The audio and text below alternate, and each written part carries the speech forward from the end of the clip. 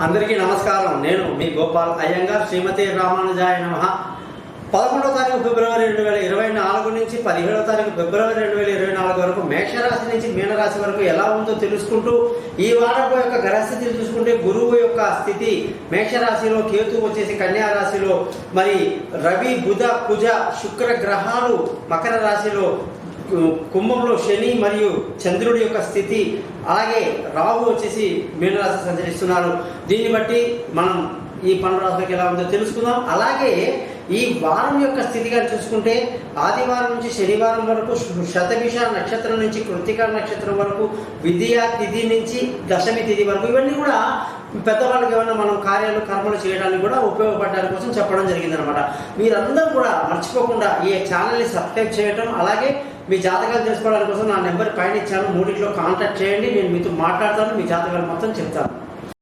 కుంభరాశి వాళ్ళందరికీ కూడా 11వ తారీఖు ఫిబ్రవరి 2024 నుంచి 17 ఫిబ్రవరి వరకు ఈ వారంలో సూర్యుడి యొక్క మార్పు ఎంతెంతో గొప్ప సంతోషాన్ని కలిగించేటువంటి విషయంగా చెప్పాలి. మకరంలో ఉన్న సూర్యుడు కుంభంలో అంటే మీ రాశిలోకి రావటం, భార్యాభర్తల మధ్య చక్కటి సయోధ్య కలిగి దూరంగా ఉన్న వాళ్ళందరూ కలుసుకోవటం, మిస్అండర్స్టాండింగ్ తొలగిపోవడం, పెళ్లి కాని వాళ్ళకు పెళ్లి కుదరటం, పార్ట్నర్షిప్లో వ్యాపారాలు కలిసి రావడం, అనేక శుభాలు జరగబోతున్నాయి. మరి కుంభరాశి వాళ్ళకి ధన ఆదాయం కూడా కష్టపడితే ఎంత కష్టపడితే అంత వస్తుంది. కుటుంబ సంతోషం బాగుంది, దానికోసం ప్రతి ఒక్కరూ కష్టపడాల్సింది. బంధువుల, స్నేహితుల సహాయ సహకారాలు మీకు బాగా లభిస్తాయి. ధైర్యాన్ని బాగా కలిగి ఉంటారు. విలువైన వస్తువులు, భూములు, వాహనాలు ఇతరత్ర కొనడానికి ఈ వారం బాగాలేదు. మీ జాతకాలు చూపించుకొని కొనండి.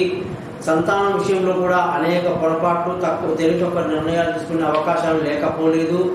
దూర ప్రయాణాలు కాస్త ఇబ్బంది కలిగిస్తాయి. అలాగే ఆరోగ్యం పట్ల మీరు శ్రద్ధ వహించాల్సి ఉంటుంది. ముఖ్యంగా భార్యాభర్తల మధ్య చక్కటి సయోధ్య కలిగి బాగుంటారు.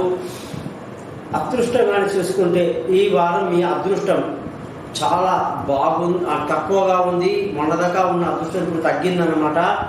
మరి ఉద్యోగం చేసే వాళ్ళందరికీ కూడా అనేక శ్రమలు పడాల్సి ఉంటుంది. ఎంత శ్రమించినా గుర్తించని వాళ్ళు ఉంటారు కాబట్టి కాస్త ఓపిక పట్టి ఉండడం మంచిది.